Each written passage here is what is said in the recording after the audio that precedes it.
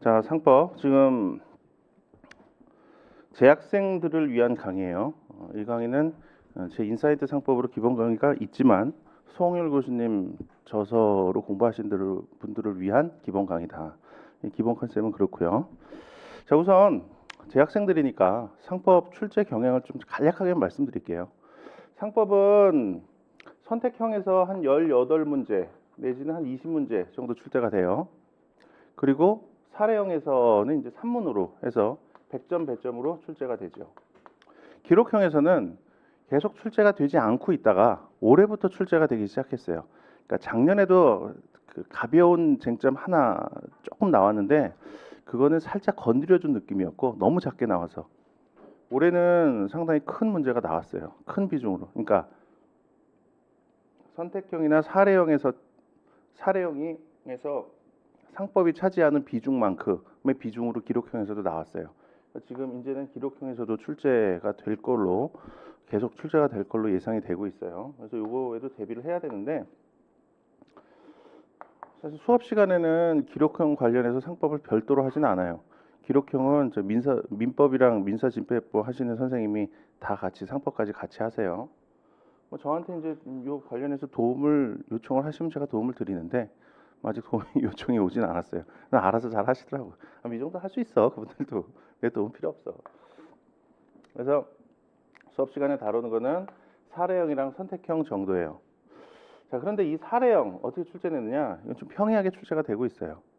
평이하게 출제가 된다는 게 우리가 특 A급으로 공부하는 주제들이 있어요. 앞으로 지금은 뭔지 모르실 거야. 그런데 앞으로 공부하다 보면 자연스럽게 알게 돼요.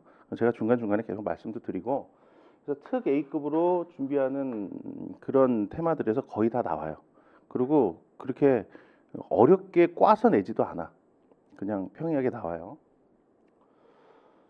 그런데 이 선택형이 점점 어려워지고 있어요. 근데 선택형이 우리가 공부를 잘 안 하는 부분에서, 그러니까 어려운 거는 두 가지 유형이 있죠. 우리가 공부를 잘 안 하는 부분에서 출제가 돼서 어려운 것도 있고, 우리가 공부를 많이 하는 부분에서 출제가 되는데, 여러 가지 쟁점을 복합시켜 놓는다든가, 아니면 사례형으로 만든다든가, 이렇게 해서 그 고급 문제로 만들어서 내서 어려운 경우가 있죠. 후자 쪽에 속해요. 후자 쪽에. 그럼 대비는 어떻게 되느냐? 그럼 요 사례형은 뭐 대충 대비해도 되느냐? 그렇지는 않죠. 이게 비중이 제일 큰데. 그리고 이거는 이제 누구나 다 잘 쓰기 때문에 이걸 못 해버리면은 앞서 나가지 못하는 정도가 아니라 뒤처지는 거예요. 이걸 못 해버리면 이제 떨어질 수가 있어 시험에서. 그러니까 이건 철저하게 대비를 해야 돼요. 그러면 이거 특별하게 대비하는 무슨 방법이 있느냐? 뭐 특별한 방법은 없죠.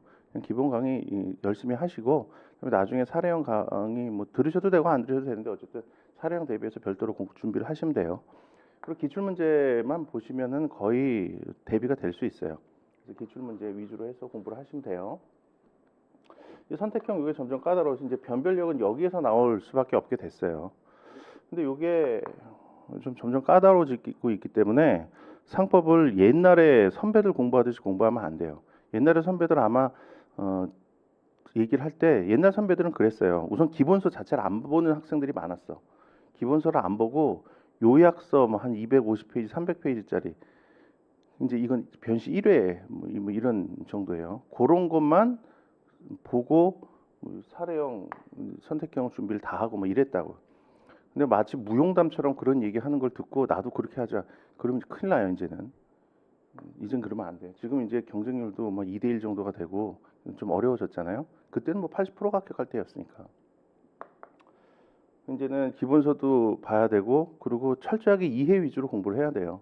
단순하게 막 두 문자 따서 외우고 이래 갖고는 풀 수 있는 문제들이 아니에요. 이게 말이 선택형이지 선택형 문제들이 대부분 사례형으로 나와요. 그 문제도 한 페이지에 이렇게 해갖고 이렇게 둘로 나눠서 이렇게 나오잖아요. 이걸로 해서 문제만 막 다섯 줄씩 하는 문제들이 계속 나와. 이런 게. 우리는 보통 다음 중 옳은 것을 고르시오 해갖고 지문 1 해갖고 한 줄 내진 두 줄, 2 해서 한 두 줄, 뭐 이런 문제에 익숙하잖아요. 이런 거 많이 안 나와. 대부분 사례형 문제로 해갖고 문제만 막 엄청 길다고 이만큼씩. 그래서 거기서 이 안에 상법 쟁점 막뭐 세 개, 네 개가 막 복합돼 있고 막 이래요. 그럼 함정도 파져 있고 막 이래. 그래서 이거 철저하게 이해 위주로 공부를 하지 않으면 이거 풀 수가 없게끔 돼 있어요 지금. 그래서 단순 암기식으로 이제 공부하면 안 돼요.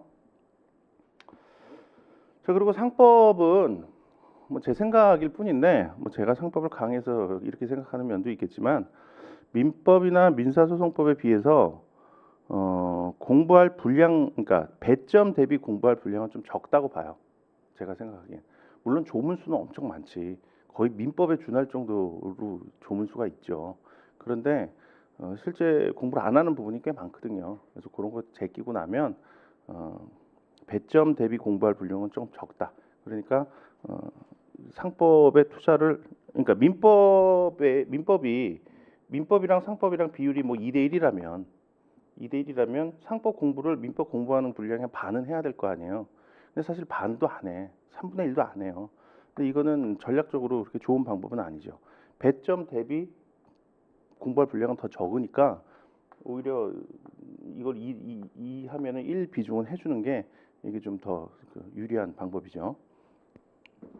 민법이 배점이 높다고 민법을 많이 공부하는 것보다 민법 중요 부분 공부하고 그리고 상법 중요 부분 공부하고 그 다음에 여력이 있으면 민법 비중요 부분 공부하고 이런 식으로 하는 게 오히려 더 나으실 거예요. 자, 뭐 이 정도 하고요. 그 다음에 이제 들어가죠. 본격적으로 들어가야 돼요. 이게 제가 기본 강의를 하다 보니까 항상 시간에 쫓겨요. 그리고 제 강의 방식은요. 기본 강의는 이해 위주로 해요. 이해 위주로 하다 보니까 듣고 나면은 이해는 되는데 뭔가 정리되어 있지 않은 느낌이 든다 이런 생각이 들 수도 있어요. 근데 그거는 제가 책을 뭐 정리해두고 이런 건 하지 않아요. 그거는 사실 강의 시간에 할 필요가 없어요. 제가 정리된 책을 하나 출간을 하면 돼. 정리된 책은 출간이 곧 될 거예요. 8월 정도나 8월 안에 정리가 될 거예요. 근데 그 책은 인사이트 상법을 요약한 거야.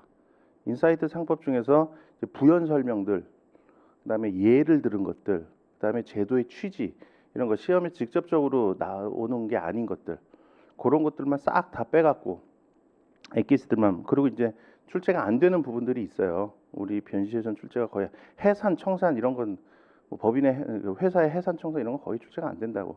그래서 그런 건 통으로 다 빼버리고 그래서 출제되는 부분 중에서 엑기스들만 모아갖고 지금 나올 거예요. 그래서 그거를 보시면 돼 그냥 나중에 시간 없으실 때. 시간 없으실 때 송 교수님 책까지 끝까지 가겠다 하는 것도 괜찮아요. 이것도 본인이 이제 정리를 해서 이걸 갖고 끝까지 가겠다는 것도 괜찮고 한데 이제 수업 시간에 이걸 뭐 줄을 쳐드리고 이렇게까지는 하지 않아요. 이건 기본 강의 취지에도 맞지 않고 그리고 그런 류의 강의는 저 뒤에 가면 점점 있어. 우선 책이 나오고요. 그리고 지금 진행하고 있는 조문 판례 강의가 또 요약 강의고 요약돼서 중요한 부분만 다루는 강의고 그리고 11월이 되면은 사례형에서 출제 가능한 부분들만 이틀 만에 강의를 하는 게 있어요. 최근 판례.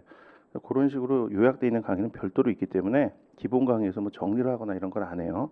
그래서 철저히 이해 위주로 진행을 하니까 그거는 정리가 되지 않는 느낌이 든다라고 해서 불안해하실 필요는 없어요. 그거는 지금 할 필요가 없는 거라 안 하는 거니까요. 자, 우선 시작을 하죠. 이제 시작을 할게요. 본격적으로 상법 총칙이 있죠. 우리가 앞으로 이제 배울 건데 개관을 한번 해보자고요. 제가 수업을 할 때마다 항상 개관을 해요. 상법 처음 시작할 땐 상법 전체를 개관을 하고 총칙 시작할 땐 총칙 개관을 하고 그 다음에 회사법 시작할 때는 회사법 개관을 하고 이렇게 개관을 한번 전 항상 해요. 요거 이렇게 요 개관하는 걸 되게 좋아하는 학생들이 많더라고요. 제 생각에도 요거는 도움이 많이 돼요. 상법 총칙이 있고요. 그다음에 상행위법이 있어요. 그다음에 회사법을 배우죠. 그다음에 어음수표 배우고요. 그다음에 보험법을 배워요. 지금 제가 얘기하는 거는 송열 교수님 책에도 여기 다 나오는 것들이야. 자, 우선 상법 총칙 이건 뭐냐? 이 상법이라는 게 기본적으로 기업에 관한 법이에요. 그러면 기업에 관한 법이다. 우리가 기업 그러면은 삼성전자나 현대자동차 이런 큰 회사를 생각을 하죠. 근데 상법에서 말하는 기업이라는 거는 그런 큰 회사만 얘기하는 게 아니에요. 장사를 얘기하는 거예요. 장사. 그러니까 상법이라는 거는 장사하면서 발생한 법률 관계를 규율하는 법이다. 이렇게 생각하시면 쉬워요. 그래서 말하는 기업은 장사예요. 물론 그 장사에는 조그만 편의점도 있을 수 있고, 그리고 삼성전자 같이 큰 대규모 기업일 수도 있죠. 그 사람들도 장사를 하고 있는 거니까. 우리가 일반적으로는 작은 규모로 하면 장사라 그러고 큰 규모로 하면 사업이라 그러죠. 그런데 그거는 이제 일반적인 용어래고, 여기서 얘기하는 기업이다. 이거는 그냥 다 장사를 말하는 거다. 이렇게 생각을 하면 돼요. 근데 상법은 기업에 관한 법인데 요 5가지 정도를 배워요. 저 뒤에 물론 그 해상법이라는 것도 있고 그 항공운송이라는 것도 있어요. 그것도 우리 시험 범위 내에는 포함이 되죠. 근데 그거는 한 번도 출제된 적이 없기 때문에 우리가 수업 시간에는 안 다뤄요. 그래서 우리 조기까지만 보는 거예요. 그런데 이것들이 다 기업의 조직과 활동에 관한 법이에요. 장사하는 조직에 관한 법, 그리고 장사에 관한 활동에 관한 법, 장사 활동을 하면서 발생하는 법률 관계에 관한 법이다. 이렇게 된다고. 그런데 이 상법 총칙, 요거는 기업의 조직에 관한 법이고요. 요거는 활동에 관한 법이에요. 요건 조직에 관한 법이고, 요거는 활동에 관한 법이고, 요것도 활동에 관한 법이에요. 기본적으로 이렇게 돼요. 상법 총칙 이 부분은 개인, 자연인이 하는 기업이든 아니면은 회사가 하는 기업이든 모든 기업의 그 조직에 관한 기본적인 형태를 규정을 하고 있는 거예요. 장사는 그냥 개인이 할 수도 있어요. 그래서 개인 상인이라고 부르기도 하고 자연인 상인이라고 부르기도 해요. 근데 저는 이제 자연인 상인이라고 이렇게 부를게요. 그러니까 동네 편의점을 한다. 이런 거는 이제 자연인 상인이죠. 동네 편의점 주인 아저씨. 이건 자연인 상인이죠.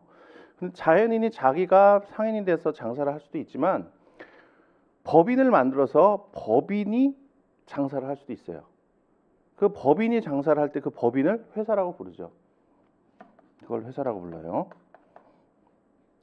회사의 그 구체적인 개념 이런 거는 회사법 가서 자세히 배울 거예요. 지금은 대략 주인이 자연인이냐 아니면은 회사 그 기업의 주인이 자연인이냐 아니면은 기업의 주인이 법인이냐 이걸 기준으로 자연인 상인과 회사로 나누다. 지금은 대략적으로 이 정도만 보고 넘어가면 돼요. 근데 상인이 자연인이든 법인이든 모든 기업에 관한 기본적인 조직을 규율하고 있는 게 이제 상법 총칙이다. 이렇게 보시면 돼요. 그리고 상행위 요거는 우리 민법에서 채권법 배우죠. 채권법에 관한 특칙을 규율하고 있는 부분이에요. 일부는 이제 채권법에 관한 특칙을 규율하고 있고, 그리고 일부는 기업 활동에 좀 특수한 부분들이 있어요. 특수한 활동들이 있어. 특수한 장사 활동들. 우리 채권법에서는 배우지 않는 특수한 장사 활동들 그런 거를 규율하고 있기도 해요. 왜 이걸 특칙을 두고 있느냐? 장사와 관련해서는 채권법이 그대로 적용되는 것보다 뭔가 좀 특수하게 변형을 해서 적용되는 게 그 좀 좋으니까 이런 규정을 별도로 뒀겠죠. 그래서 그런 걸 둔 거고 일정한 장사 활동 유형별로 구분을 해갖고 규율하고 있는 면도 있어요. 자, 그다음에 회사법, 상법에서 가장 중요한 법이죠.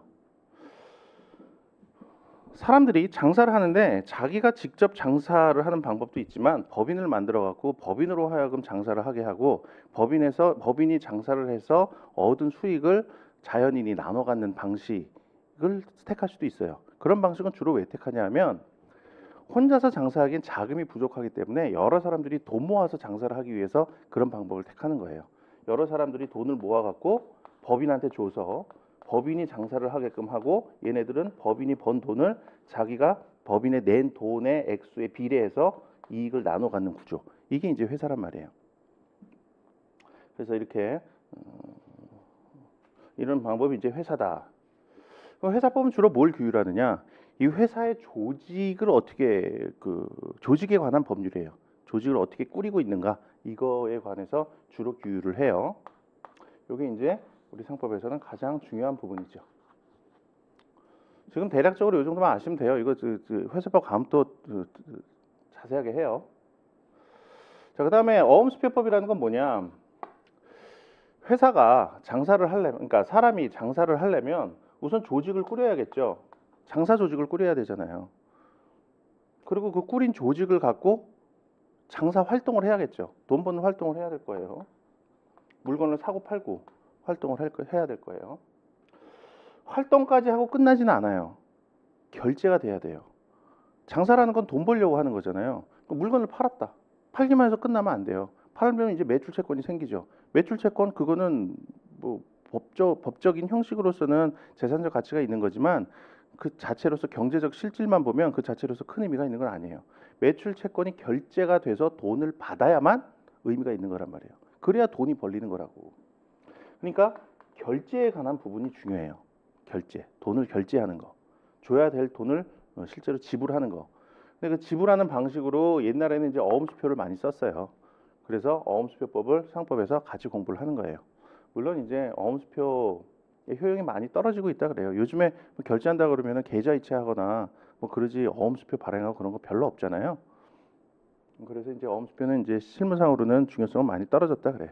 그런데 이제 이 책에 보면 어음수표가 이제 유가증권법을 공부하는 데 있어서는 아주 좋은 법이다. 그래서 어음수표법을 공부하는 건 의미가 있다. 뭐 이렇게 송 교수님께서 말씀을 하시죠. 그래서 우리 상법은 이 결제와 관련해서 어음수표법을 다루고 있다. 이 보험법 이건 뭐냐? 이 보험법은 사실 요거 중에 하나예요. 아까 상행위법 중에 상행위법에는 채권법, 민법의 채권법에 관한 특칙을 규율한 부분이 있고 뒷부분은 기업의 장사 활동들을 유형별로 구분을 해갖고 하나하나 규정을 하고 있다. 이렇게 얘기를 했죠. 보험이라는 건 그 장사 활동 중에 하나야. 뭐 매매업, 뭐 아니면 뭐 위탁 매매업, 뭐 기타 뭐 여러 가지 장사 활동이 있는데 보험이라는 건 그 중에 하나라고. 그런데 이게 좀 특수하다 보니까 이걸 띄어갖고 여기서 규율을 하고 있죠. 우리 대부분의 교수님들 교과서 편제는 요 순서예요.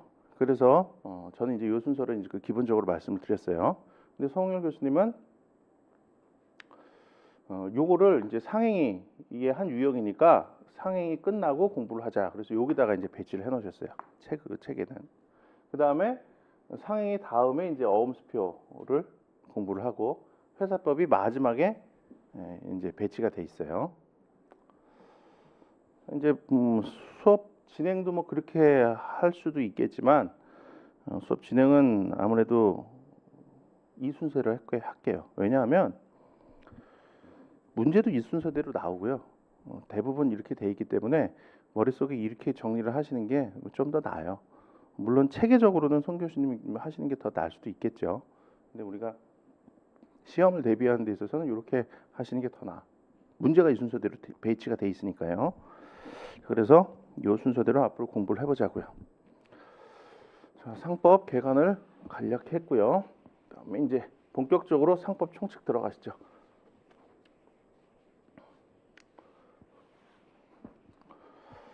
자, 상법 총칙을 공부하면서 제가 활용하는 예가 하나 있어요. 이 하나의 예를 갖고 계속 설명을 할 거예요. 자, 상법은 장사에 관한 법이라 그랬죠. 기업에 관한 법이라 그랬어요. 그 장사를 한번 보자고요.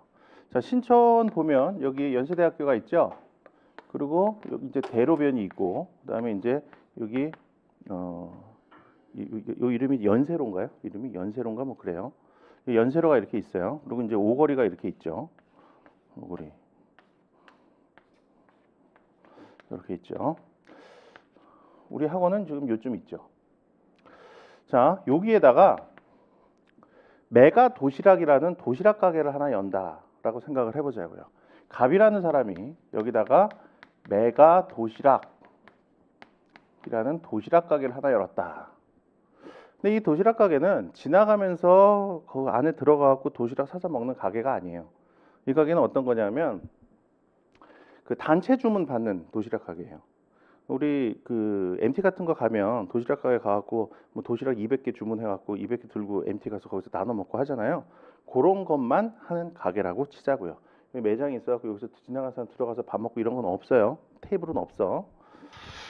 자, 요 갑이라는 사람이 이런 사업 내용의 도시락 사업을 하려고 해요. 그러면은 뭐가 필요할까 우선 점포를 하나 얻어야 될 거예요. 그렇겠죠? 점포를 얻어갖고 여기서 장사를 해야 될 거예요. 그리고 메가 도시락 상호도 있어야 될 거 아니야. 간판을 걸어야 될 거 아니에요. 그래서 메가 도시락이라는 상호를 걸었어요. 상호를 걸어놓고 장사를 해요. 그리고 점포는 여기 있다 그랬죠? 이 점포를 영업소라고 불러요. 영업소도 있고 상호도 뒀어요. 자, 그런데 얘가 장사를 하려면 처음에는 혼자 할 수도 있을 거예요. 주문 전화도 자기가 받고, 그다음에 받았고, 요리도 자기가 다 만들어. 요리도 자기가 만들어서 뭐 배달까지 직접 해주고, 뭐 그렇게 할 수 있겠죠. 근데 그렇게 하기에는 너무 버거워요. 그리고 규모가 조금이라도 커지면 혼자서 이걸 다 할 수는 없어요. 직원을 둬야 되겠죠. 직원을 뽑아요. 자, 우선 당장 주방장을 하나 뽑아는 게 제일 좋겠죠. 자기는 대외적으로 영업 활동만 하고 그 사무실 내에 남아갖고 요리하는 거는 그 주방장을 뽑아서 하는 게 낫겠다. 그래서 주방장을 뽑아요. 주방장을 뽑는데 여기에서 바로 요리까지 하기에는 여기는 임대료가 너무 비싸. 여기는 조그만 점포 하나를 두고 여기서는 그냥 전화 받고 그리고 광고하고 이런 것만 하고 요리는 저기 좀 임대료 싼데 저쪽 뒤쪽에 가서 임대료 싼 데다가 하나 또 얻어다가 임대 얻어다가 거기서 하면 될 거예요. 그래서 주방장은 여기다 두고 주방장 그리고 여기다 두고 주방장을 을이라고 하죠. 을이라고 하고 여기다가 이제 주방 건물은 따로 두고 여기서는 전화 받고 광고하고 뭐 이런 업무만 한다. 이렇게 해보자고요. 자, 그런데 사업이 조금 더 커지면은 얘 영업도 갑 혼자 다 하기는 좀 어려울 거예요. 사실 도시락 사업을 하려면 제일 중요한 게 뭐가 있겠어요? 물론 주방장이 요리를 맛있게 만들어야겠지. 그리고 요리가 또 깨끗해야겠지. 그런 것도 중요하겠지만 돈을 벌려면 뭐가 중요하겠어? 가장 중요한 거. 주문을 많이 따와야겠지. 여기 얘는 지금 지나가는 사람들 들어와서 도시락 먹는 가게가 아니잖아. 단체 주문을 많이 따와야 되잖아요. 단체 주문을 따오려면은 방법은 여러 가지가 있을 거예요. 광고를 내는 방법도 있겠지. 광고를 내는 방법도 있겠지만 그거는 효과는 그렇게 크지 않아요. 여러분들 뭐 도시락 주문하는데 광고 보고 한다 뭐 이런 경우도 있을 거예요. 근데 주변에 도시락 가게를 하나 아는 친구가 있으면 아는 친구가 도시락 가게 한다 그러면 걔한테 우선 연락을 할 거라고. 야, 너 도시락 가게 한다며? 아, 우리 지금 우리 과에서 MT 가는데 도시락 한 200개 정도 주문해야 되거든. 야, 네가 한번 맡아서 해줄래? 우선 직접 이렇게 될 거라고. 그러니까 아는 사람이 많아야 돼. 그러니까 얘가 기본적으로 자기 동창회에 나가고 사람도 사귈 거야. 그럼 동창회에서 사람을 사귀어 놓으면 그 동창들이 다 회사에 다니기도 하고 뭐 학생이기도 하고 뭐 이렇게 할 거 아니에요. 그럼 걔네들 MT 가거나 뭐 야유회 같은 거 갈 때 나한테 주문을 할 거라고. 그러니까 사람을 많이 사귈 거야. 근데 혼자서 사람 사귀기에는 조금 한계가 있어요. 직원을 두죠. 얘는 이제 별로 중요한 애가 아니니까 이름 짓지 말고 직원을 하나 두는데 을이라는 사람을 뽑아요. 그래서 을은 뭐 하는 사람이냐면 갑이 시키는 거야. 야, 너 나가서 주문 좀 따와라. 그건 네 일이다. 내가 한 달에 월급 300만 원씩 줄 테니까 나가서 너네 동창회도 좀 다니고 그리고 저기 라이온스 클럽 이런 거 알아요? 라이온스 클럽이 이제 그 명목상으로는 봉사단체인데 실질적으로는 그냥 사교단체예요. 그래서 거기 가서 서로 간에 사람들 사귀어갖고 자기 영업을 확장하기 위해서 그런 데 활동들을 많이 해요. 나가면 뭐 주로 뭐 하냐? 그냥 술 먹고 놀아요. 술 먹고 놀면서 친해지는 거야, 그냥. 놀면서 친해지는 게 목적이야. 그리고 거기서 이제 친한 사람들끼리 방금 얘기한 것처럼 그렇게 거래가 이루어지니까 그걸 위해서 이렇게 친하는 거야. 그러니까 얘는 동창회도 나가고 라이언스 클럽도 나가고 라이언스 클럽이랑 비슷한 것 중에 로타리라는 것도 있고요. 그다음에 뭐 청년 회의소, 그러니까 JCI라는 것도 있어요. 이런 데도 막 나가. 그리고 산악회 같은 데도 다녀. 그러니까 이런 애들은 보면 하루 종일 하는 일이 놀러 다니는 거예요. 그게 일이야. 놀러 다니면서 사람 사귀는 게 자기 일이에요. 그러다가 주문 하나 받으면은 거기 가서 돈 벌고. 매우 좋은 직업이죠. 근데 되게 힘든 직업이에요. 이 영업직. 가장 힘든 직업 중에 하나예요. 그래서 어떤 그 보험 설계사가 대표적인 영업직이죠. 보험 설계사 보면은 내가 아는 후배의 선배인데 한 달에 나가는 모임이 30개래. 하루도 빠짐없이 모임에 나가는 거야. 그럼 거기 모임에 나가면은 사람 사귀러 나간 거니까 그냥 웃는 얼굴로 사람 그 칭찬해주고 그러니까 상대방 비위 맞춰주는 게 일이야. 그러면서 때 되면 선물 보내주고 뭐 그런 거 하는 일이에요. 뭐 나가면 뭐 그냥 뭐 얘기만 해요. 술 먹지. 그러니까 하루 30일을 매일 술을 먹는 거예요. 매일 술 먹고 사람들이랑 놀고. 그래갖고 너무 체력이 축 나갔고 모임을 하나 줄였대. 보약 먹어가면서 술 먹어 그 사람. 보약 먹으면서 술 먹고 모임 하나 주고 29개만 나간대. 그래서 그런 거 하는 일이에요. 요런 애들. 그러면서 밖으로 다니면서 얘의 영업을 도와주죠. 도와주는데 얘가 하는 일은 오다 따오는 일이지 주문 받아오는 일이지. 그러니까 도시락 매매 계약에 대한 매매 계약 체결에 관한 대리권을 부여받고 그 대리권에 근거해서 나가서 계약을 체결해요. 도시락 매매 계약, 주문 계약 이걸 체결한다고. 요런 애를 상업 사용인이라고 불러요.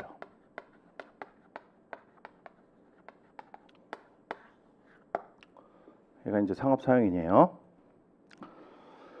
그리고 이 점포 요거를 영업소라고 부른다 그랬고요. 그 다음에 요런 사업을 하면요.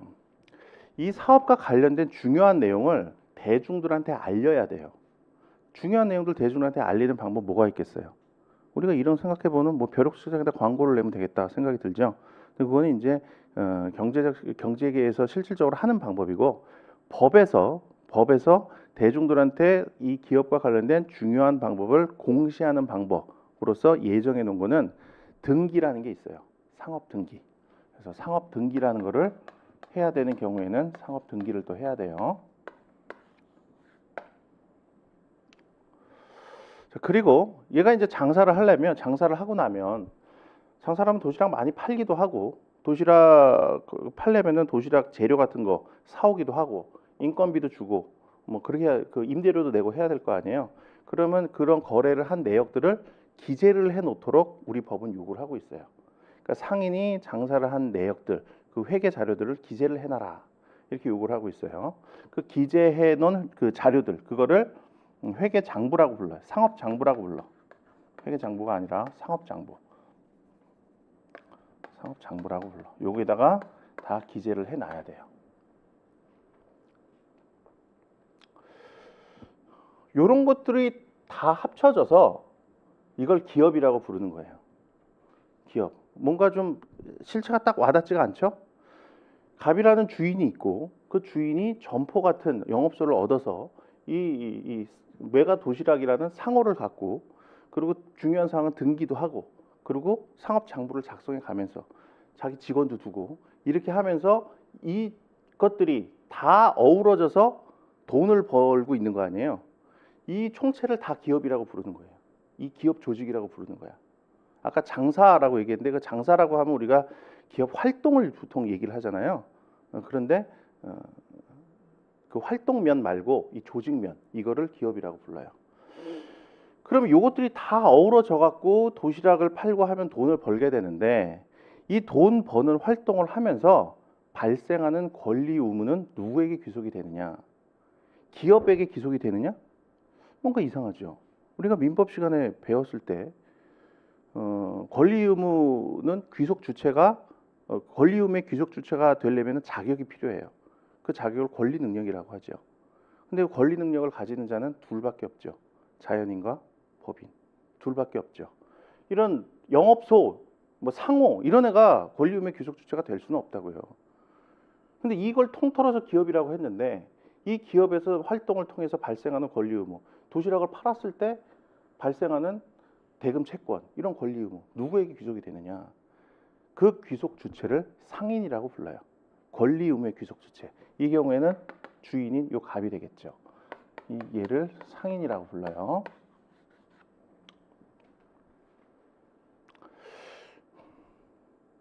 자, 지금 메가 도시락 하나를 갖고 설명을 했는데 여기에서 지금 기업의 그 구성 요소들을 다 봤어요. 자, 우리 목차를 한번 보시죠. 상법 총칙 목차요.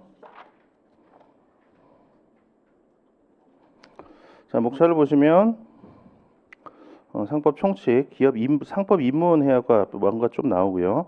기업의 인적 요소 이라고 나오죠. 인적 요소. 첫 번째 나오는 게 상인이에요. 상인 가장 중요하죠. 상인. 좀 여기저기서 이제 갑이 상인이죠. 그다음에 2절에서 나오는 게 상업 사용인이죠.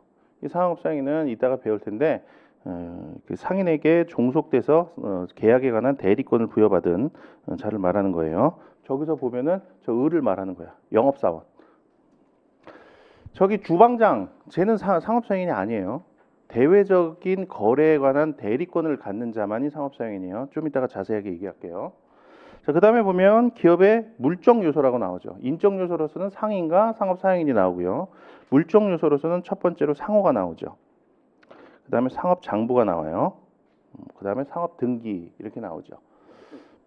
여기서 다 본 것들이에요. 그리고 마지막으로 영업 양도라는 게 나와요. 영업 양도는 이 기업 조직 전체를 통으로 그냥 다른 사람한테 팔아버리는 거. 이걸 영업 양도라고 해요. 우리 지금 기업을 구성하는 요소들 하나하나 지금 보니까 지금 기업을 구성하는 요소 하나하나를 다 배우죠. 상법 총칙에서. 그리고 마지막에 그 기업 전체를 팔아버리는 게 나오죠. 회사법에서도 비슷해요. 회사법에서도 나중에 볼 건데 기업 조직 하나하나 구성 요소들을 다 보고 마지막에 뭐 합병, 뭐 분할, 주식 교환, 이전 뭐 이렇게 해갖고 기업 전체를 팔아버리는 그 비슷한 게 나와요. 물론 팔아버리는 건 아닌데 그런 이전하는 게 나와요. 구성 요소 하나하나를 이제부터 배워보자고요. 첫 번째, 인적 요소 중에서 가장 중요한 상인. 상인부터 배울게요. 근데 상인 들어가기 전에 상법 입문 그래갖고 나오죠. 형식적 의미의 상법, 이게 뭔지는 그닥 중요하진 않은데 우리가 공부한 이 상법 전 있죠? 여기 이제 형식적 의미의 상법이죠. 이건 민법 시간에 이거 배웠을 거예요. 형식적 의미의 상법, 실질적 의미의 상법. 이거 민법 시간에 배운 거랑 거의 비슷해요. 형식적 의미의 민법, 실질적 의미의 민법 이런 거 배우셨죠? 거의 비슷해요. 그다음에 형식적 의미의 상법은 이 상법 전을 말하는 거다. 실질적 의미의 상법이라는 건 뭐냐? 기업에 관한 법이다. 장사에 관한 법이다. 그냥 그 정도 뭐 봐두시면 돼요. 근데 지금 처음 공부를 하시니까 이런 것도 한 번은 읽어보세요. 제가 저는 이제 상법 공부를 90년대 초반부터 시작을 했겠죠. 근데 그때는 이런 부분 읽으면 뭐 상법의 법원, 그러면 뭐 법원이란 뭐 법의 인식 근거를 말한다. 사실 법학 공부 처음 하는 사람한테 법의 인식 근거, 존재 형식 이런 표현을 쓰면 도대체 이게 뭔지 알 수가 없잖아. 그래서 뭐 그런가 보다 그냥 뭔지는 모르겠고 그냥 그런가 보다 그러고 그냥 넘어갔었거든요. 근데 이 책은 그게 무슨 의미인지를 정말 쉽게 잘 서술을 해주고 계세요. 정말 이 책은 정말 좋은 책이에요. 상법 공부를 처음 하실 때는 이걸 한번 그냥 쭉 한번 읽어보세요. 물론 출제가 되진 않아요. 형식적 의미의 상법, 실질적 의미의 상법 출제는 안 돼요. 상법의 기본 구조, 이건 지금 제가 설명한 거랑 거의 비슷해요. 그래서 이것도 한번 읽어보세요. 읽어보시면 재미도 있고 공부하시는데 도움이 돼요.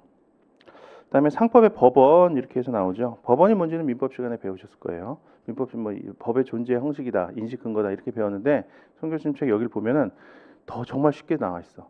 사회생활을 하면서 장사를 하면서 분쟁이 발생했을 때 그 분쟁의 해결 기준을 어딜 찾아보라는 보면 해결책이 나온다에 관한 문제가 법원이다. 그러니까 장사하면서 분쟁이 생겼을 때 그 해결 기준은 우선은 상법을 찾아보고 우리 형식적 의미의 상법. 그리고 여기에 해결 기준이 없으면 상관습법에 따라서 해결을 하고 거기에도 해결 기준이 없으면 민법에 따라서 해결하고 그러면 된다. 이제 1조에 나온 얘기예요. 그게 상사에 관하여 본법의 규정이 없으면 상관습법에 의하고 상관습법이 없으면 민법의 규정에 의한다. 이렇게 나오잖아요. 그게 방금 그런 얘기다. 민법의 법원성, 상관습법 이런 거 읽어보시면 재밌어요. 출제는 안 돼요. 출제는 안 되는 건데 읽어는 보세요. 자, 보통거래약관. 요거는 그래도 조금 보시죠. 보통거래약관이 상법의 법원이냐. 자, 보통거래약관에 따라서 체결된 계약이 있으면 계약이 보통거래약관에 따라서 체결이 됐으면 그러면은 그 계약과 관련해서 발생한 분쟁의 해결 기준에 약관이 들어가요. 약관을 근거해서 해결을 한다고.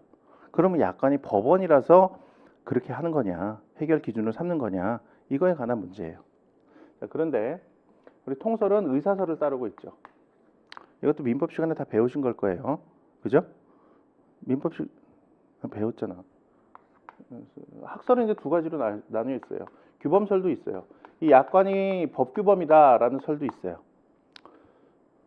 근데 우리 통설은 의사설을 따르고 있죠. 약관이 분쟁 해결의 기준으로 쓰이는 이유는 그 약관이 규범이라서가 아니다. 규범이라서가 아니라 당사자가 계약을 체결을 할 때 약관의 내용대로 약관의 내용을 계약 내용으로 편입시키기로 합의를 했기 때문에 약관이 해결 기준으로 쓰이는 거다. 이건 이제 의사서리라고 부르죠. 이건 이제 약관은 법규범위 아니라는 거예요. 자, 그런데 문제가 있어요. 의사서리에 따르면 문제가 있어. 우리 계약 체결하면서 약관 읽어봐요. 자, 여러분들은 오늘 아침에 만약에 버스를 타고 오신 분도 있을 거예요. 버스를 타고 온다는 거, 그거 버스에 승차해갖고 돈을 내죠. 그러면은 버스는 나에게 운송 서비스를 제공해주고 나는 그거에 대한 대가로 운임을 지급하는 이런 계약이 체결이 된 거예요. 그리고 계약에 따라서 지금 여기까지 온 걸 거라고. 자, 그런데 버스 운송회사 약관 읽어봤어요? 계약은 체결됐는데 약관 읽어봤냐고. 안 읽어봤잖아. 그런데 운송 중에 만약에 사고가 났다거나 해갖고 버스 회사하고 나하고 분쟁이 발생하면 그럼 해결 기준이 있어야 될 거 아니에요. 상법보다 이 약관이 먼저 적용이 된다고요. 운송회사 약관이 우린 읽어보지도 않았는데 적용이 된다고. 그런데 약관이 분쟁 해결의 기준으로 쓰이는 이유에 관해서 이 의사서를 취한다. 의사서라는 거 아까 뭐였어요? 당사자 간에 약관의 내용을 계약 내용에 편입시키기로 합의했기 때문에 그게 분쟁의 기준으로 쓰인다는 거 아니야? 약관 읽어보지도 않았잖아. 약관 내용 전혀 모르잖아. 근데 그게 계약 내용에 편입시키는데 내가 합의를 했다고? 좀 이상하잖아요. 그래서 의사서는 그냥 관철시키기에는 문제가 좀 있어요. 그래서 우리 판례는 이 의사서를 기본적으로 취하면서도 의사서를 약간 수정해서 적용을 해요. 어떻게 수정하냐? 당사자가 그 약관 내용을 몰랐다 하더라도 약관 내용에 따른 계약을 체결했다는 사실만 있으면 그러면 계약 내용에 약관의 내용을 편입시키고 합의한 걸로 본다. 예, 뭐 이런 식으로 봐갖고 좀 이런 식으로 봐서 의사서를 좀 수정해서 적용을 하고 있어요. 그런데 요거는 시험과 관련해서는 그렇게 수정을 하고 있어요. 그리고 약관에 따라서 계약을 체결하는데 약관 내용과 다른 별도의 합의를 한 경우 그 경우에 약관의 효력은 어떻게 되느냐. 다시 말해서 약관 어떤 쟁점에 대해서 어떤 문제에 대해서 약관에는 A라고 규정이 되어 있는데 당사자가 계약을 체결하면서 이 문제와 관련해서 B라고 별도의 합의를 했다. 이 경우 약관 내용인 A가 적용되느냐 아니면 개별 합의인 B가 적용되느냐라는 건데 B가 적용이 된다는 거예요. 뭐 이건 당연한 얘기겠죠. 이 정도 내용 아시면 돼요. 별로 어려운 내용은 아니죠. 12페이지에 있는 판례 정도는 한번 읽어주세요. 기본 강의니까. 여러분들 공부 처음 하시니까요. 그 다음에 약관의 통제, 행정조 통제, 사법조 통제 이거는 별로 보실 게 없어요. 그 다음에 상사자치법, 상사자치법도 그 장사를 하면서 발생한 분쟁을 해결하는 기준으로 쓰여요. 그런데 그게 쓰이는 이유가 상사자치법이 법규이기 때문이냐 아니면은 그 계약이기 때문이냐라는 건데 상사자치법의 경우에는 법규성을 인정하는 게 판례다라는 거. 그 정도. 판례는 약관은 법규성을 인정을 하지 않는다. 하지만 상사자치법 이건 법규성을 인정을 한다라는 거. 그 정도 가볍게 보시면 돼요. 출제는 거의 되지 않아요. 근데 기본적으로 알고는 있어야 되는 내용이야. 이 앞에 부분 그냥 건너뛴 부분 이런 거는 사실 몰라도 되는 거예요. 제가 송 교수님 책으로 강의를 할 때는 이 부분은 안 보셔도 된다라는 것을 말씀을 드리는 게 꽤 있어요. 근데 그런 것들은 시험과 관련해는 안 보셔도 좋아요. 그런데 읽어 보시기는 권장은 드려요. 워낙 좋은 내용들이 많고 법학을 이해하는 데 있어서 유익한 내용들이 많아요. 그래서 읽어는 보세요. 시험과는 무관하니까 그 부분 말씀을 드리는 거예요. 자, 이제 본격적으로 시작하자고요. 상인. 상인이 뭐냐? 상인의 의의부터 보시죠. 상인이 뭐냐? 상사 법률 관계에서 발생하는 권리 의무의 귀속 주체를 상인이라고 해요. 권리 의무의 귀속 주체.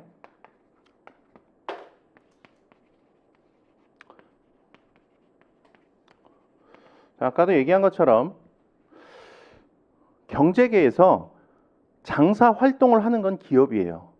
요 조직체 전체가 유기적으로 같이 움직이면서 장사를 하는 거라고요. 근데 이 장사 활동을 통해서 발생한 법적인 권리 의무의 귀속 주체는 상인이 되는 거예요. 여기서는 지금 갑이 되겠죠. 여기 상인이다. 상인에는 우리 법은 상인을 두 가지 유형으로 구분을 하고 있어요. 당연 상인과 의제 상인.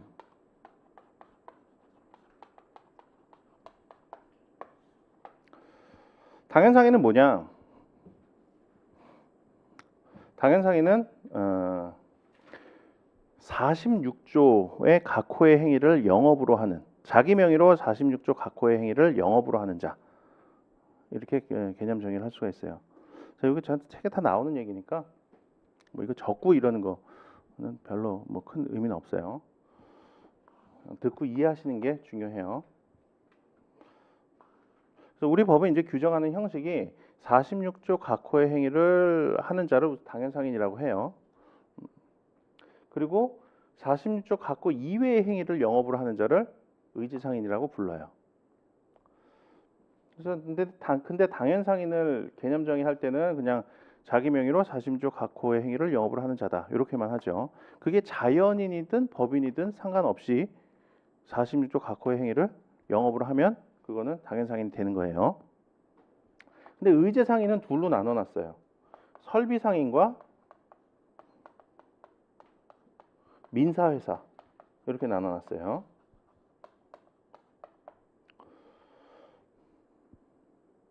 그래서 설비상인 요거는 지금 요 얘기하면서 이해가 안 돼도 상관없어요. 이제 자세하게 하나하나 배울 거예요.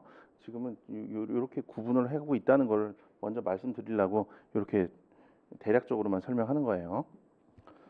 설비상인은 46조 각호 이외의 행위를 상인적 방법으로 하는 사람이다.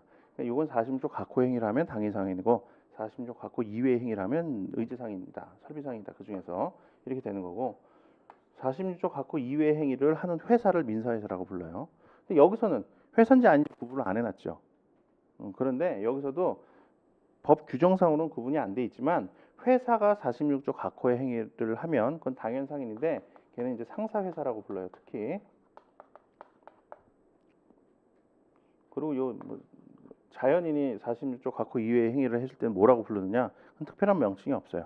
그냥 당연상인이라고 불러. 근데 회사가 이렇게 하면 상사회사라고 부르고 상사회사는 당연상인 중에 하나다, 이렇게 되는 거죠.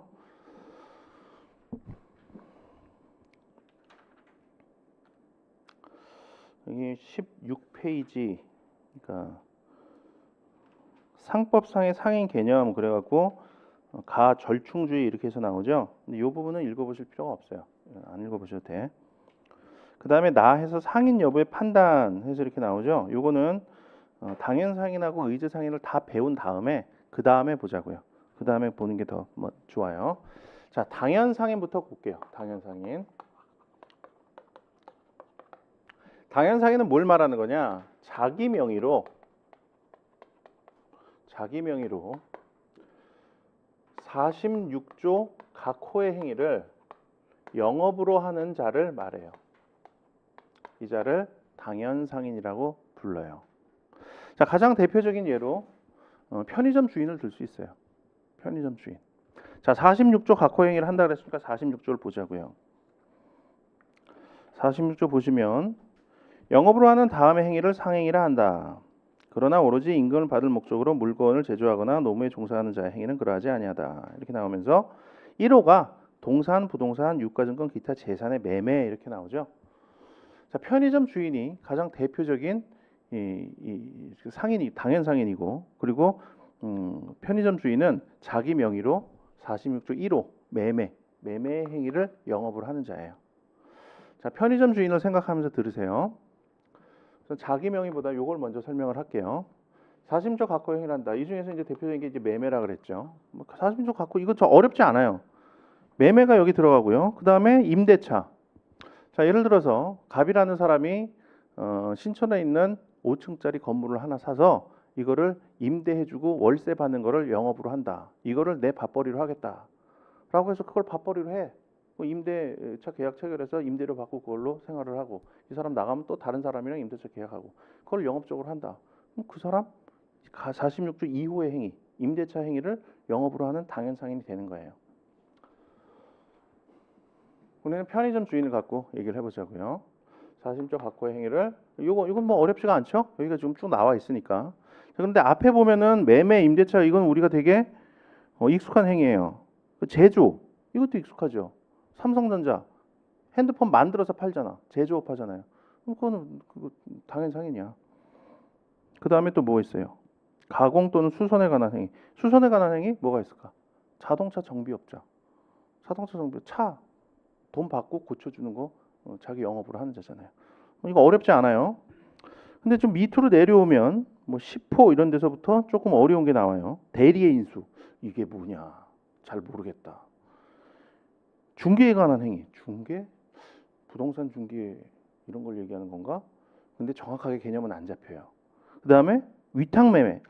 주선? 위탁매매 기타 주선에 관한 행위? 뭐 주선에? 뭐 미팅을 주선하나?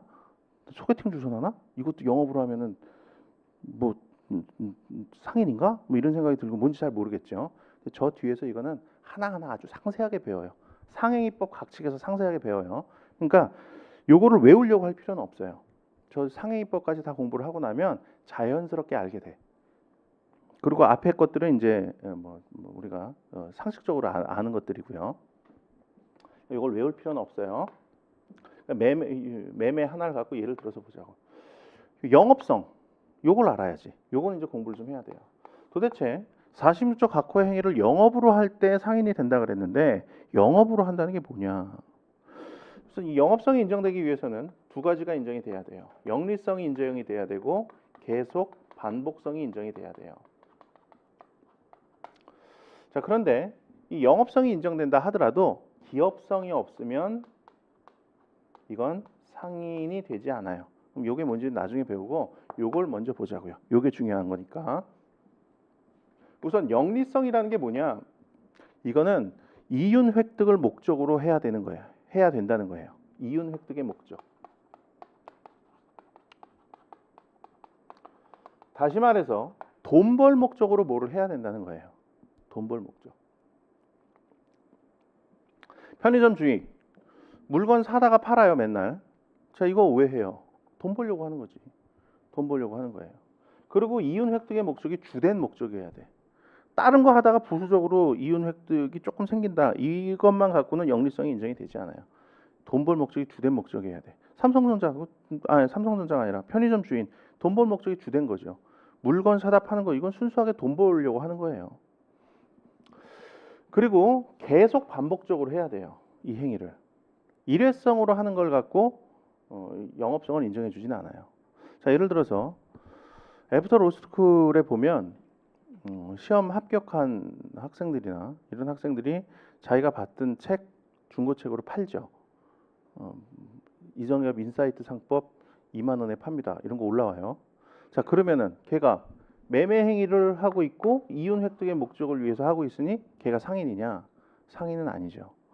걔는 물건을 사서 파는 행위를 계속 반복적으로 할 의사로서 그 중고책을 파는 게 아니에요. 일회성의 거래를 하고 있을 뿐이죠. 그래서 그거는 상행위로 인정해 주지 않아요. 계속 반복성이 있어야 돼요. 자, 근데 이 계속 반복성은 결과적으로 계속 반복되어야 한다라는 게 아니에요.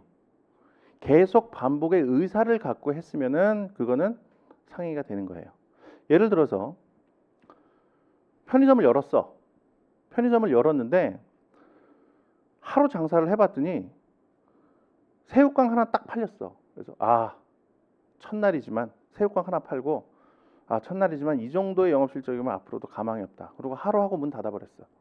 자, 매매 행위를 이윤 획득을 목적으로 새우깡 판 거 이윤 획득을 목적으로 한 매매 행위예요. 근데 이거 한 번밖에 안 했지. 그렇다고 하면 그거는 걔는 상인이 아닌 거냐? 새우깡 판 행위 그거 상법이 적용 안 되느냐? 그건 아니죠. 계속 반복성은 인정이 돼요. 왜냐하면 얘는 새우깡 팔 때 계속 반복적으로 그 영리 활동을 할 생각으로 새우깡을 팔았다고. 근데 결과적으로 일회성에 그쳤을 뿐이지. 그래서 계속 반복의 의사는 있었기 때문에 계속 반복성이 인정이 되는 거예요.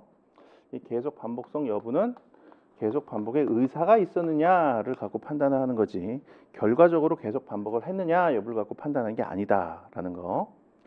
그리고 이 계속 반복의 의사는 점포의 개설 등과 같은 행위에 의해서 상대방이 인식할 수 있어야 돼요. 자, 편의점을 열겠다라고 간판 걸어놓고 편의점 열었다. 그러면은 저 사람이 앞으로 계속 반복적으로 이윤 획득을 목적으로 해서 새우깡 같은 거 물건을 파는 행위를 하려고 하는구나. 이런 거를 상대방이 금세 인식할 수가 있죠. 그래서 그 정도 되면 계속 반복성이 인정이 된다는 거예요. 어렵지 않죠? 자, 그런데 조금 이해하기 어려운 개념이 이제 나와요. 46조 단서에 보면 그러나 오로지 임금을 받을 목적으로 물건을 제조하거나 노무에 종사하는 자의 행위는 그러하지 아니하다. 자, 이거 얼핏 읽으면 이런 느낌이 들어요. 물건을 팔고 뭐 이런 행위를 하더라도 다른 사람한테 고용이 돼서 임금을 받을 목적으로, 그러니까 월급 받을 목적으로 고용돼 있는 자는 상인이 아니다. 그 자의 행위는 상위가 아니다. 이런 의미로 들리죠. 읽히죠. 이게 임금을 받을 목적 이런 게 나오니까 보통 임금이라 그러면 고용돼 갖고 월급 받는 거 생각하잖아. 그래서 남한테 고용돼서 월급 받는 자는 독립된 상인이 아니다. 그 사람을 고용하고 있는 주인이 독립된 상인이다. 이런 느낌이 들잖아. 근데 이건 그런 의미가 아니에요. 이건 그런 의미가 아니야. 이거는 규모가 너무 작아 갖고 상인성을 인정하지 않겠다라는 의미에 불과해요. 예를 들어서 이런 거야. 자, 갑이라는 사람이 동제 공장에 가서 일거리를 따와요. 그 인형 만드는 공장에 가갖고 일거리를 따온다고 쳐봐. 그래서 인형을 100개 이렇게 받아다가 집에서 인형에 눈깔 하나 붙이는데 50원씩 이렇게 받는다고 쳐봐요. 뭐 100개는 수량이 너무 작은가? 1000개 뭐 이렇게 해서 눈깔 하나 붙이는데 50원씩 받는다. 이걸 얘는 매일 해. 매일 해. 자, 얘가 상인인가 보자고요. 상인인가. 눈깔 붙이는 일, 일종의 뭐 제조업이거나 뭐 수선업이거나 뭐 가공업이거나 가공업 정도 될 수 있겠죠. 가공 행위, 40조 각호의 행위 중에서 뭐에 제조, 가공 또는 수선에 관한 행위, 여기에 이런 해당이 될 수 있을 거예요. 이 행위를 이윤 획득을 목적을 위해서 해요. 이윤 획득 목적. 눈깔에 돈 붙여서 50원씩 받는다. 눈깔에 돈 붙여서 인형에 눈깔 붙여서 하나당 50원씩 받는다. 이거 돈 벌 목적으로 하는 거라고.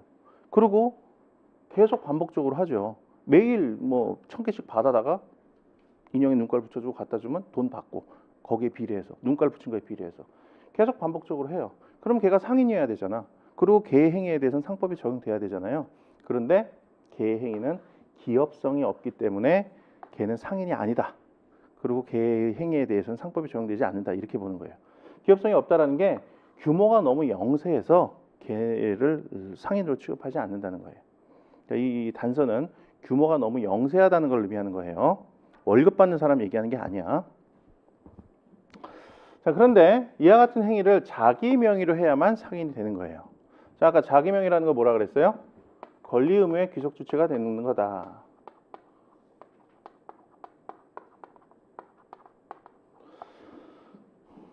이런 의미라 그랬죠. 아까 매매 행위를 통해서 발생한 권리 의무의 귀속 주체가 내가 되면 내가 상인이 되는 거다. 자, 편의점에서 상인은 누가 되겠어요? 종업원이 상이니까? 아니겠죠. 편의점 주인이 상인이 되는 거지. 종업원이 물건을 팔고 뭐 어쩌고 하든 그 행위를 통해서 발생한 권리 의무의 귀속 주체는 편의점 주인이 되는 거니까요. 그래서 비교 개념을 좀 아셔야 돼요. 우선 자기 계산이라는 게 있어요. 이거는 지금 익숙하지 않은 개념일 수도 있는데 알아두셔야 돼요. 저 뒤에서도 나오고 알아두셔야 돼요. 자기 계산이라는 건 뭐냐? 어떤 행위에 따른 손익의 귀속 주체가 내가 되는 거.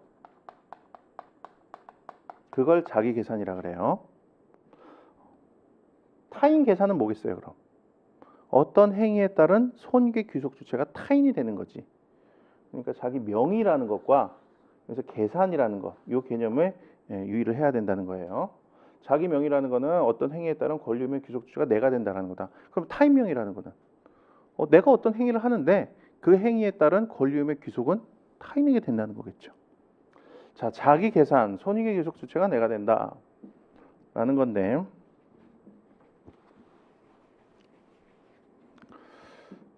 자, 갑이 편의점 주인으로서 새우깡 매매 계약을 체결해요. 이거는 자기 명의, 자기 계산으로 하는 거야. 그러니까 새우깡을 팔았을 때 발생하는 권리의 의무의 귀속 주체도 내가 되죠. 팔았을 때 새우깡의 소유권을 상대방에 이전해 줘야 될 의무도 내가 부담하고, 그리고 저 사람으로부터 대금을 청구할 수 있는 대금 채권도 내가 귀속하고 내가 갖고. 그럼 이거 나의 명의로 하는 거예요. 그리고 손익의 귀속도 나한테 돼요. 새우깡 팔아서 이익 생기면은 내 거고 새우깡 팔아서 손해 생기면 내 거예요. 예를 들어서 새우깡을 농심에서부터 100원에 사왔어요. 그걸 120원에 팔았어. 그럼 20원 나한테 오죠? 나한테 이익이 되지. 그 귀속 주체가 내가 되면 내 계산으로 하는 거야. 이거를 가격이 떨어져서 상하기 전에 80원에 팔았다. 그러면 20원 손해 나는 거. 그것도 나한테 귀속되죠. 얘는 자기 명의 자기 계산으로 하는 거예요. 자, 자기 명의로 하는데 타인 계산으로 하는 거래도 있어요. 저 뒤에 가면 위탁매매라는 게 그런 건데 자기 명의 타인 계산으로 하는 거래. 이걸 예를 한번 들어보자고요. 자, 갑이 을한테 자기 창고에 있던 도자기 하나를 팔아달라고 부탁을 해요. 얘는 자기 창고를 뒤져봤더니 어떻게 오늘 도자기가 있어. 근데 이게 되게 오래된 것 같아 보여. 근데 자기는 도자기에 대한 식견이 전혀 없어요. 그래서 대략 뭐 한 1억은 될 것 같은데 이게 3억이 될지 5억이 될지까지는 잘 모르겠는 거야. 그래서 자기 친구 을 얘는 도자기를 전문으로 취급하는 자예요. 전문 지식이 있어. 그래갖고 을아 네가 내 도자기 좀 팔아다오. 최대한 비싸게 팔아다오. 근데 최소한 1억은 받아줘야 된다. 그럼 얘가 이제 팔아달라고 해요. 그럼 을이 이 도자기를 갖다가 병한테 팔아요. 이 도자기에 대한 매매 계약이 체결이 되는 거죠. 자, 그런데 을은 이 매매 계약을 자기 명의 타인 계산으로 팔아요. 이건 뭘 말하는 거냐? 이 도자기 매매 계약에 따른 우선 자기 명의로 한다 그랬으니까 이 도자기 매매 계약에 따른 권리 의무의 귀속 주체는 을이 되는 거예요. 그래서 병하고 도자기를 예를 들어서 2억 5천에 팔았다. 그러면 병에 대해서 이 도자기에 대한 소유권을 이전해 줘야 될 의무는 을이 부담해요. 이게 원래 갑거잖아. 갑거라 하더라도 이게 갑거냐 을거냐 뭐 이거는 이제 저 뒤에 가서 그 위탁물의 귀속에 관해서 특칙이 있긴 해요. 근데 지금 단계에서는 이 정도로 이해를 하면 돼요. 이게 설사 갑거라 하더라도 이 매매 계약에 따라서 병에게 이 도자기의 소유권을 이전해 줄 의무는 을이 부담한다고. 왜냐하면 이 매매 계약은 을이 자기 명의로 체결을 한 거기 때문에. 자, 을이 만약에 이 매매 계약에 따른 소유권 이전 의무의 귀속을 자기에게 안 되고 갑에게 되게 하려면 어떤 방식으로 하면 되겠어요? 갑의 대리인 을 이렇게 하고 계약 체결하면 돼요. 근데 그렇게 체결 안 하고 매도인 을 이렇게 하고 계약을 체결한다고. 그러면 이 권리 의무 귀속 주체는 을에게 돼요. 자, 문제는 이제 요거지. 아니 자기 명의로 계약을 체결하는데 타인 계산으로 한다는 건 무슨 의미냐? 이 매매 계약에 따른 손익의 귀속 주체는 갑에게 된다는 거예요. 이걸 얘가 아까 1억 원 이상만 받아줘. 최대한 비싸게 팔아줘. 이렇게 했잖아. 그러면 얘는 이걸 1억 원에 팔 수도 있었고 1억 2천에 팔 수도 있었고 2억 5천에 팔 수도 있었어요. 그런데 2억 5천에 팔았지. 이 2억 5천을 매매 대금으로 해서 체결한 이 매매 계약에 따른 손익의 귀속은 얘한테 된다고. 따라서 얘는 2억 5천을 받으면 다 얘한테 갖다 줘야 돼. 갑의 계산으로 하는 거란 말이야. 이 계산은. 그러니까 자기 명의로 하니까 을이 갑의 병에 대해서 법적으로 2억 5천을 달라라고 하는 채권은 자기에게 귀속이 돼요. 그래서 얘만 청구할 수 있어. 얘가 나한테 2억 5천 줘 이런 거 못 해요. 병은 나는 을하고 계약 체결했어. 그러니까 대금 채권 나에 대한 대금 채권 을이 갖고 있어. 이렇게 된다고. 2억 5천만 원 채권은 얘가 취득하지만 2억 5천 받아서 얘한테 갖다 줘야 된다면 이 매매 계약에 따른 대금을 얼마로 정하는 거에 따른 손익의 귀속은 얘한테 되는 거지. 이걸 만약에 뭐 1억 2천에 팔았으면 2천만 원 이익이 될 거고 2억 5천에 팔았으면 1억 5천 이익이 될 거고 뭐 이런 손익의 귀속 수정은 얘한테 된다. 이게 자기 계산이에요. 자, 그 다음에 구별해야 될 개념 중에 그다음에 대리 또는 대행 이거도 구별을 해야 되겠죠. 대리, 대행 이런 건 뭐예요? 얘가 방금 본 것처럼 얘가 행위를 하는데 이걸 자기 명의로 했으면 권리의무의 귀속주체가 을이 된다 그랬죠. 근데 대리 또는 대행의 방식으로 하면 이 행위에 따른 권리의무의 귀속주체는 얘가 되지. 그래서 대리, 대행 이건 구별을 해야 돼요. 자, A 회사 대표이사 갑이 있어요. 갑이 A 회사를 대표해서 B하고 계약을 체결한다고 쳐봐. 이 경우에 계약서에서는 이렇게 써 있을 거예요. 뭐 계약 당사자 일방으로서 A 회사 대표이사 갑 그리고 갑 도장 꽝 이렇게 찍혀 있을 거라고. 이때 상인은 누가 되는 거예요? 자, 누구 명의로 한 거예요, 이거? 갑이 상인이 되나 아니면 A 회사가 상인이 되나? A 회사가 상인이 되죠. 자, 우리 민법에서 법인 배울 때 대표의 개념 배웠잖아요. 대표는 대리의 법률을 그대로 준용하죠. 그대로 따르죠. 대리 행위해서 계약 체결하면 그 행위에 따른 권리의무의 귀속은 본인에게 되잖아요. 그래서 A 회사 대표이사 갑이 A 회사를 대표해서 계약을 체결했으면 행위자는 갑이지만 그 행위에 따른 권리의무의 귀속은 A 회사에게 되기 때문에 상인은 A 회사가 되는 거다. A 회사가 자기 명의로 하는 자로 상인이 된다 그랬잖아. 그래서 상인은 A 회사에게 되는 거다. 이런 거예요. 자, 그다음에 자기 명의 이거는 행정관청에 신고한 명의자하고는 달라요. 신고 명의자하고는 다르다고. 그러니까 사업자 등록 이런 거 낸 명의자하고 상인이 누군가의 문제는 다른 거예요. 그래서 이런 거야. 예를 들어서 갑이라는 사람이 당구장 영업을 한번 해보려고 그래. 당구장 영업을 하려고 그러는데 사업자 등록은 자기 와이프 명의로 냈어. 그런데 당구장 운영은 갑이 직접 해요. 당구장에 나와갖고 건물주하고 임대차 계약도 갑이 체결하고 그 다음에 당구장 손님들하고 뭐 하는 것도 다 갑이 운영을 해. 그러면은 갑이 상인이 되는 거지 등록 명의자인 을이 상인이 되는 게 아니다라는 거. 상인이 누가 되는가 문제는 사업자 등록을 누구 명의로 했는가와 상관이 없다라는 거. 자, 그 다음에 저 뒤에 가면 명의 대여자의 책임이라는 게 있어요. 거기서 명의 대여자. 그래서 을이 갑의 명의로 영업을 했을 때 을이 어떤 영업을 해. 근데 축구용품 판매점을 한다라고 하는데 자기 친구 중에 안정환이가 있어. 그래서 안정환이한테 야, 정환아, 내가 축구용품 판매점을 하려고 그러는데 내가 내 이름 걸어놓고 하면 장사가 잘 안 될 것 같아. 근데 축구하면 안정환 아니냐. 내가 네 이름 걸어놓고 안정환 축구용품점 이렇게 간판 걸어놓고 장사 좀 할게. 허락해줘라. 그러니까 안정환이 그래? 그렇게 해라. 그렇게 했어. 안정환이. 그래서 을이 축구용품점을 하는데 안정환 축구용품점 이렇게 해서 한 거예요. 자, 을이 병이랑 계약을 체결했어요. 뭐 예를 들어서 병으로부터 축구용품을 납품을 받았어. 납품 받은 거 이제 팔려고 납품을 받았어요. 근데 이때 납품을 받았을 때 이때 이 축구용품점과 관련해서 상인은 누구냐? 상인은 을이에요. 안정환으로부터 명의를 빌린 을이 상인이 되는 거예요. 그래서 얘가 체결했을 때 그 축구용품점 납품 계약을 체결했을 때 그 계약에 따른 권리의무의 귀속주는 얘한테 돼. 얘의 영업이라고.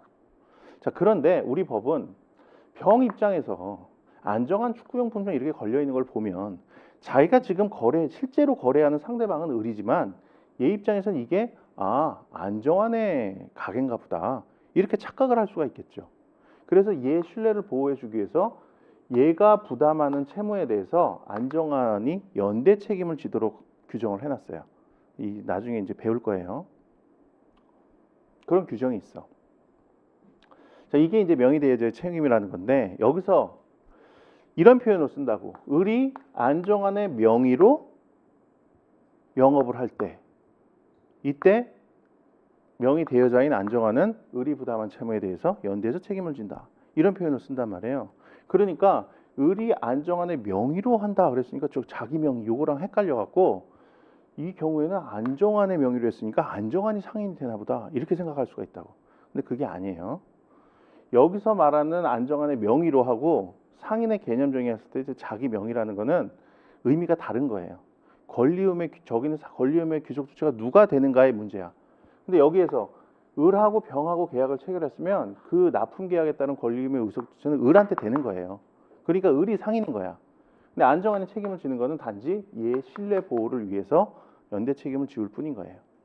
그래서 여기서 명의하고 여기서 명의는 다른 거라는 거. 근데 우리 상법에 이런 게 많아요. 용어를 잘못 정해놓고 그러니까 내용이 다른 건데 같은 용어를 써놓어. 내용은 완전히 다른 건데 같은 용어를 써놓고 이거하고 이거하고는 다른 의미다.